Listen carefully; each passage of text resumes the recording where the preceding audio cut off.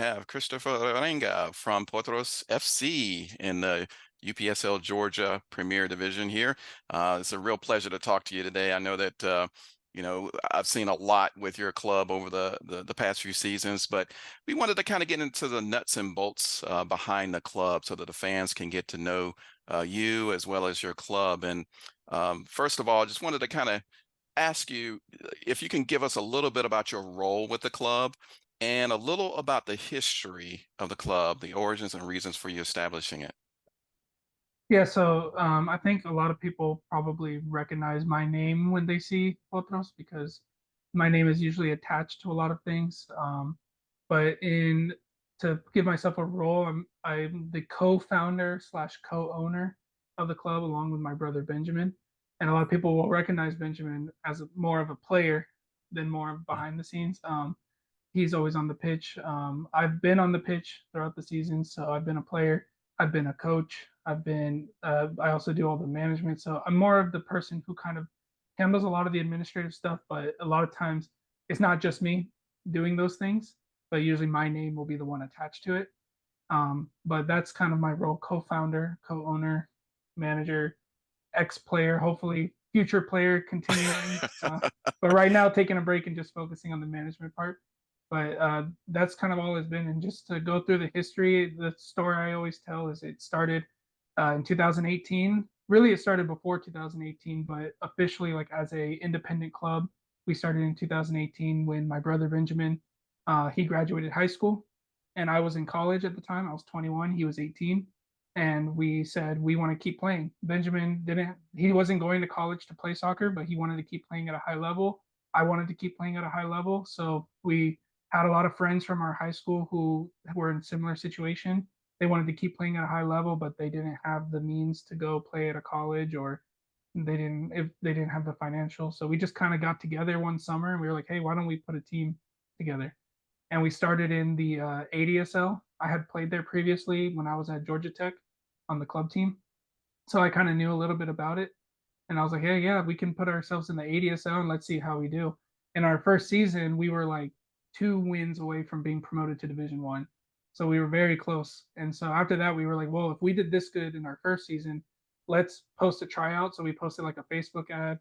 We had a tryout. We had like 50 guys show up. And the next season, we were in we were in the season ready to win the Division 2. We were had 3 games left, and if we had one out, we would have won the division. And then COVID hit, and the season never Oh, finished. oh no. So at that point, we were at the point where we were ready to win Division 1 or win Division 2, go to Division 1.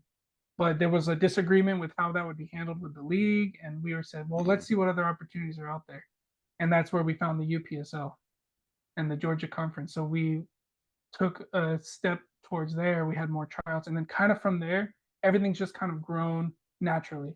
We've kind of said, hey, we joined the UPSL the first season, we finished last place. But we started at the second half of the season, like we lost our first 5 games. The second half of the season, we were actually like competing. And so we said, okay, well, let's try to bring more players. And then we kind of just every season just kind of improved and improved.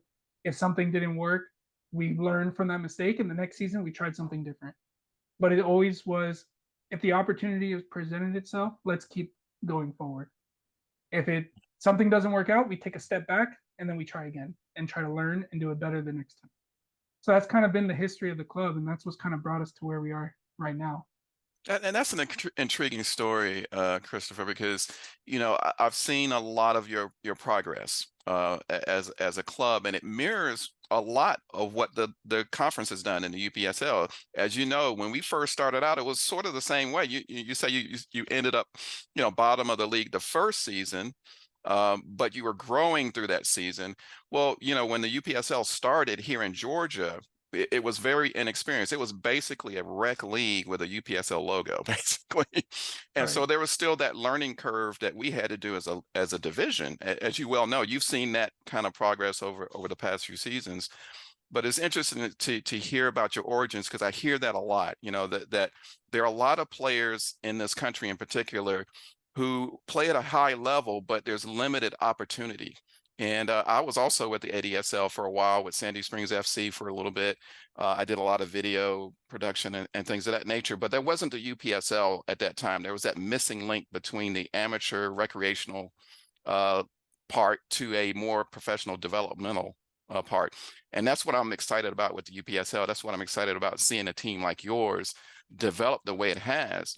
And for the fans out there, Christopher's won. You probably have to correct me, but I think you won the Manager of the Year 4 times, 4 out of 5 years. Was it, or is It's either 4 out of 5 or 5 out of 6. yeah, it's Something a like that. lot. It's a lot. And I I know think the the one only time, season, yeah, the one yeah, season I didn't win it was last fall in when you didn't, 2022 when we right, had 3 teams and it was right, just like everything went poorly for us. And that's when we decided to take a season off because we right, tried to, like I said, if the opportunity came up, we always take it. So the opportunity came up where we had enough players, we had people who wanted to get involved, where we thought we could have 3 teams. But then halfway through the season, players left. People who right. said they were going to help us, they could no longer help us. And so at that point, we said, okay, this didn't work. We need to take a season off and reevaluate and try. Now we know what we need to be successful. So let's try to work on getting that and then come back. And so that And was kind of like the decision there. right, Mm-hmm. how hard of a decision was that? I mean, you want to compete. You're a competitor and you want to win. Mm-hmm. And Mm-hmm. the decision to take a season off must have been a difficult one. How did that process go? It was a difficult one because we had up to that point we had a lot of players who had kind of grown with the club. A lot of the players, even the ones who are still here now, they were playing with us in the ADSL or in that first UPSL season when we finished last place. Now back then they were 18, 19, 20 years old. Now they're 22, 23, 24, and they're starting to become like Okay. the leaders of the team.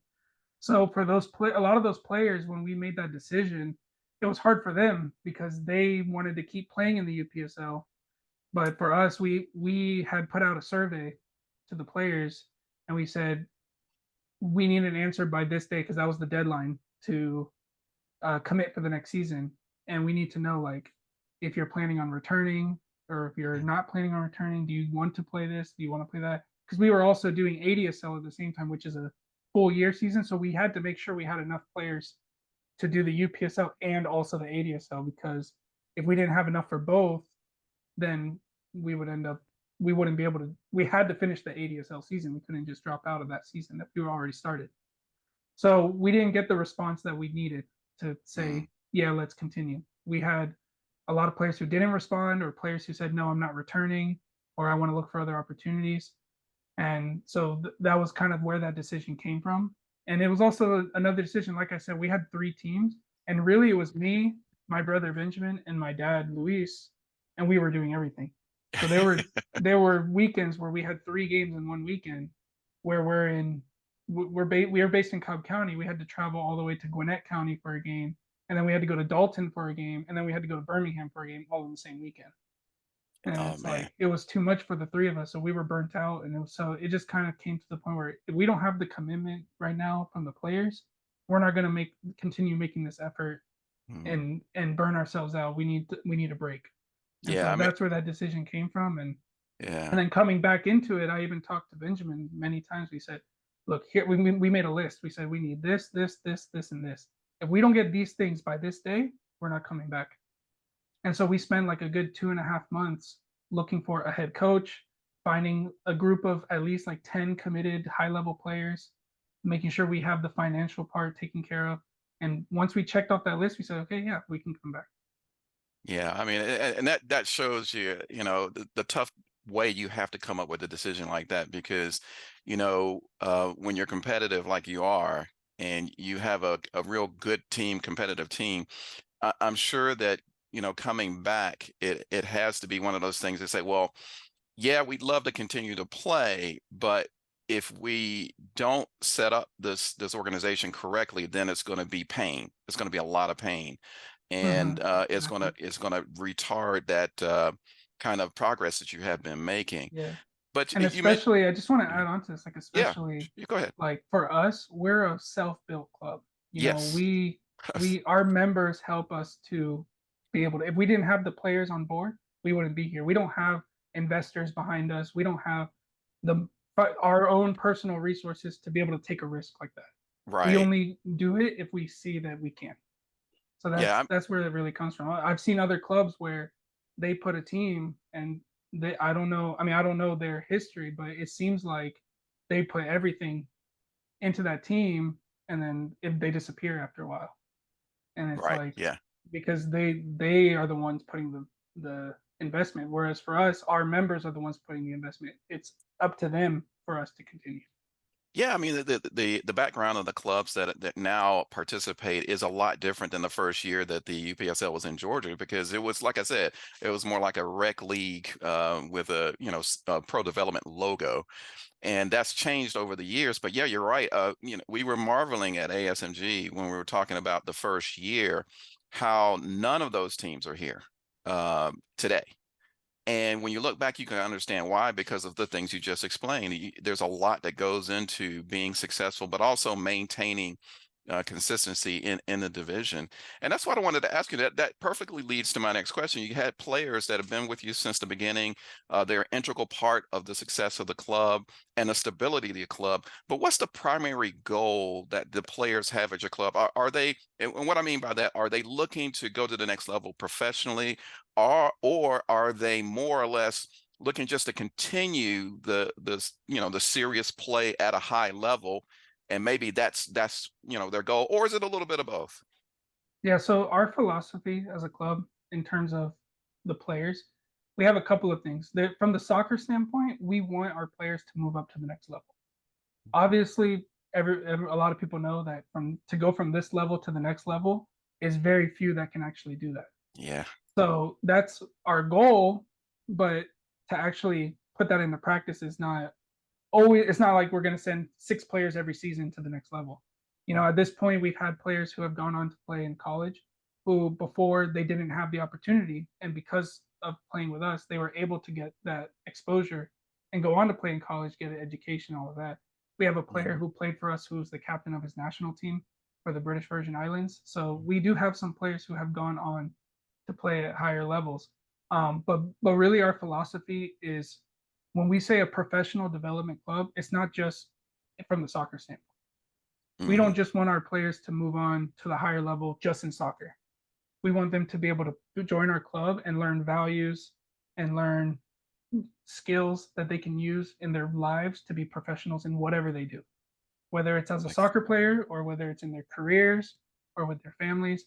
So we try to instill those values. We try to hold high expectations for the players when it comes to their professionalism, being on time, being at the practices, Mhm. meeting deadlines, having good communication, all those skills that you need in life. Mhm. So that's our ultimate goal, is to take the players when they join our club and to help them move to the next level, whether it's as a soccer player or in life, by developing them professionally by instilling these values. Wow, that's a great segue to two other questions I have for you related to what you just said. Any thoughts, and this is, I'm sure this is down the line a little bit, but any thoughts on expanding the club to include a youth academy to where you have, you're talking about the, going to the next level for the adult players you have, but maybe setting up something that's before that to bring in the youth to go along that same pathway. Is there a plan like that in the near future or far future? Yeah, so actually, that's something that we've talked about many times. I would say probably the last 2 or 3 years, it's came up multiple times. But as with everything else that we do in the club, we don't force something unless the opportunity is there. So Excellent. we've talked to other people. We've talked to people. So we've never started a youth academy before.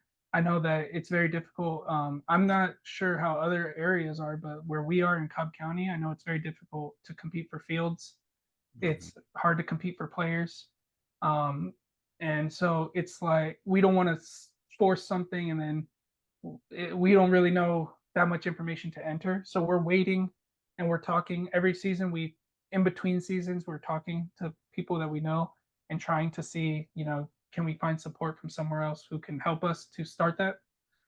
Because we need coaches, we need players, we need fields, we need uniforms. All that stuff is going to require resources. And it's just kind of it's always, the conversation is always there and we're just waiting for the right opportunity to present itself to make it happen. So it's definitely in our plans.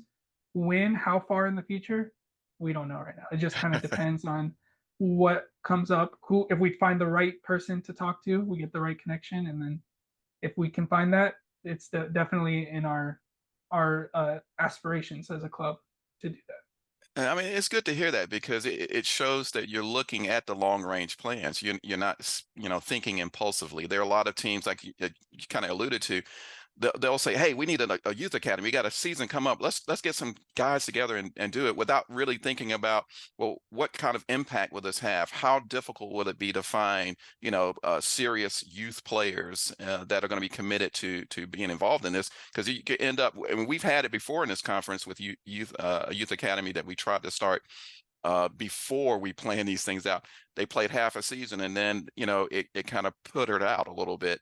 So, that's a good way to look at it. But the second question that I had related to what you just said there, what is the club's relationship with the local community? And I'll just say that I really like the support you guys have been getting at games. You have your own broadcast that's very popular and good quality. And so, does that help with the relationship you have with the local community to support the club? Yeah, for sure. And that's kind of like with everything else we've done. It's been kind of like a slow build up. It's not like it was came overnight, but we've had a lot of, I mean, we've had over 260 players play for our club Wow. throughout the 6 years that we've been here. Like we keep track of all those kind of stats and everything. So we have like almost 260 players, and from those players, their friends, their families, and then a lot of those players have joined the club. They played for a couple years, and then things happen in their personal lives that they can no longer play, or they can't keep up, or they don't feel like it's the right fit for them. But they still support the club. So we've grown a following in the community just by being involved in so many different people. And I feel that we always try to do the things right, and I feel like a lot of people see that, and they want to support the club because of that. So our following has been like growing every season, and we want to keep on growing. And we've done initiatives in the past where we've volunteered in our local community with our county. We did a recycling drive where we helped people unload cars for recycling. We were at the South Cod Festival a couple years ago. So we're still looking for more opportunities like that to get involved with the community and keep growing our fan base. But like anything else, we want it to be a genuine following, not just something that's come out and support, but they don't really know what they're supporting. So Right. You we, have a we feel proud relationship with that the we may not have the biggest following, but we have a very devout and a very like strong, proud following, which we're proud of. Yeah, yeah. I mean, and it's real noticeable because, like you say, you could have guys who just come out for a good time, but it sounds like from what you're saying that you actually have a relationship with the local community, and that's what drives them to come out and support you, not just at game day, but charities that you're involved in and things that you do outside of that. So, one last question for you. I know it's a busy time for you, and just we're at a time of the season. You did reach the top here early in the season, first place, and when you consider that compared to that first season where you ended up, you started slowly and ended up at the bottom of the league there. What does that say? I mean, how proud do you feel about the turnover and how well you guys have done in recent seasons? I mean, I'm definitely very proud of the team right now. Unfortunately, I haven't been able to be with them very much this season because of my situation. My wife and I just had our first child. I So didn't want to pry or anything, but yeah, yeah, congratulations on that. Yeah, thank you. yeah. Thank you. I, So I I- I'm haven't been sure able that to be takes with up a them. little bit of your time, right? Yeah, which I'm trying to get involved as much as I can. You hear me on the broadcasts and stuff like Yeah, that. So, yeah, yeah. but I'm really proud of this team, and we brought in Coach Ignacio Macis last season, Yes, and that was kind of like a rebuild season for us, and it was a good season for him because he's from Costa Rica, and this was his first exposure to like American soccer and like the American soccer system. So he shocking, came I'm into the sure. season and he was, I remember after our first tryouts, he was like, "Oh yeah, I have this, I want this player, this player, this player, and they're gonna help me win the league." And I was looking at the players that he chose, and I was like, he doesn't know what this league is. But he went and won the first 4 games last season Yeah, yeah. with some of those players, and I was saying, hey, this guy, he He might be the knows what real he's doing. deal. Yeah. And so this season, I feel like this squad has been strengthened very well, um, compared to the last season, and I'm really excited to see what they do this season. Uh, so only time will tell, but I have a good feeling about it. And ultimately, when we first joined the ADSL, we said, me and my brother and my dad, we said our goal is to get to the FIFA World Cup of Clubs. That's our Ah, there you goal. go. Hey, sky's the limit, So man. one step at a time. But right Yeah, now, our focus is win the UPSL Georgia yeah. division and the national championship. So once we get there, we'll see what opportunities come next. So Well, I tell that's you that's what, what we have to do first. the way it's starting here in the spring 2024, you're right there with that opportunity. So, if you get into the playoffs, if you win the division, go on to the nationals, the sky's the limit at that point. So, we at ASMG are going to be looking at the progress. We're going to probably do a number of your games broadcast this season, and look forward to watching your progress. So thanks a lot, Christopher, for taking time out to talk to us today, and we look forward to getting back with you and talking more about some of the games that you're involved in and some of the strategies and things that you're doing on the pitch during game days. Thank you. I appreciate it as well. Look All forward to right, the season. all right. Well, you have a good All right. one, You and too. we will keep checking you out.